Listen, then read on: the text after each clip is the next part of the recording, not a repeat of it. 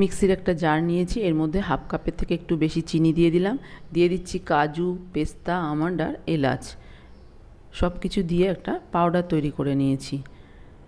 ওই মিক্সির জারের মধ্যে দিয়ে দিচ্ছি দুধের সর, এখানে আপনারা ফ্রেশ ক্রিমের ব্যবহারও করতে পারেন। 2 চামচ দুধ দিয়ে ভালো করে ফেটিয়ে নেব। দেখুন ফেটিয়ে নেওয়া হয়ে গেছে। এবার একটা বড় বাটির মধ্যে দুধের সর ফেটিয়ে নিয়েছি সেটা নিয়ে নিলাম। এবার ব্লেন্ডারের সাহায্যে একটু ভালো করে ব্লেন্ড করে নিচ্ছি।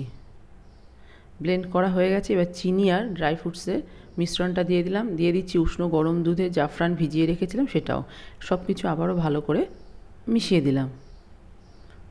মিশ্রণ একদম রেডি হয়ে গেছে। এবার আইসক্রিম জমানোর জন্য এরকম পাত্র নিয়েছি, তার মধ্যে আমি দিয়ে দিলাম, আপনারা চাইলে আইসক্রিম মোল্ডেও জমাতে পারেন। ওপর থেকে দিয়ে দিচ্ছি ড্রাই ফ্রুটস কুচি, ঢাকা দিয়ে ওভারনাইট ফ্রিজে রেখে দিচ্ছি।